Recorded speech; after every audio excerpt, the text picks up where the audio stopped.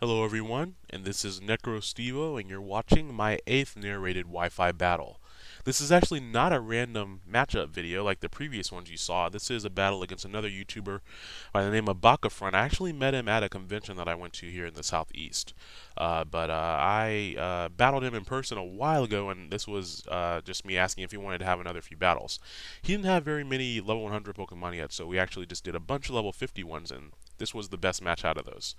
So he starts off with Cloyster and begins setting up the Toxic Spikes, and I start off with my Buffalant just to get some immediate offensive pressure going, and I go for the Head Charge, which has the same base power as Double Edge, but it causes less recoil damage, and it's Buffalant's signature attack. In Japanese, it's called Afro Break, which is kind of interesting.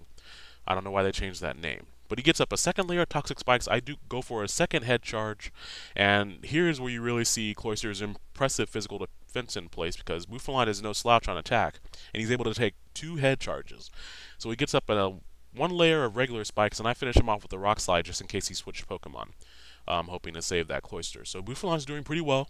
Hasn't really taken any damage. Taking only a third recoil instead of half recoil is really nice when Buffalant is trying to stay in there for a while. So he goes for the Yawn with his Kingdra. And that means next turn, if I don't switch, I'm going to fall asleep automatically. And I just go for the Head Charge to get more damage on Kingdra, hoping to do 3/4, and that's about how much I do. Kingdra is naturally pretty bulky. Here I knew that I could survive anything that he wanted to throw at me unless it was gym boosted or he gets a crit. So I just stay in and finish him off with another Head Charge at the exchange for falling asleep. Um, Buffalant kind of has done his job, because whatever he has left, I'm pretty sure my last 2 remaining Pokemon can handle it. So falling asleep will allow me to see what he brings out and see which of my last 2 remaining Pokemon handle it the best.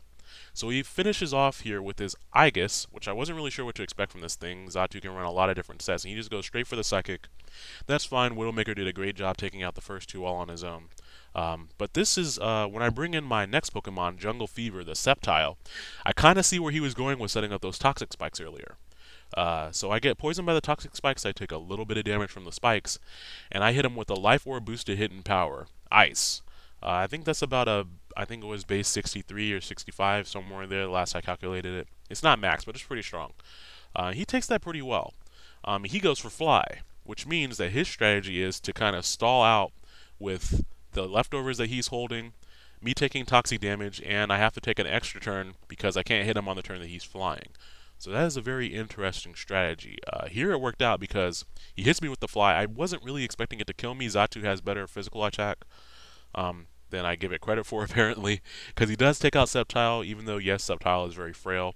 Wasn't expecting that. So he takes out my Sceptile, and I have 1 Pokemon remaining, and that's going to come in just like Sceptile and get poisoned and also take some Spikes damage.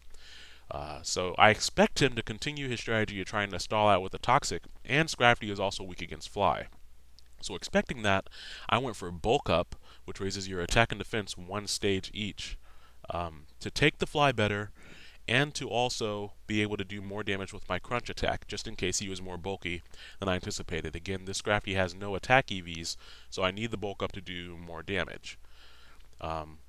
He couldn't hit me with Psychic because I'm part Dark, so it just kind of made sense for him to go for Fly with all the damage I'm taking extra there. So he hits me with the Fly. After that Bulk Up, it does not really do anything. It maybe did about a 4th, 5th, maybe somewhere in there.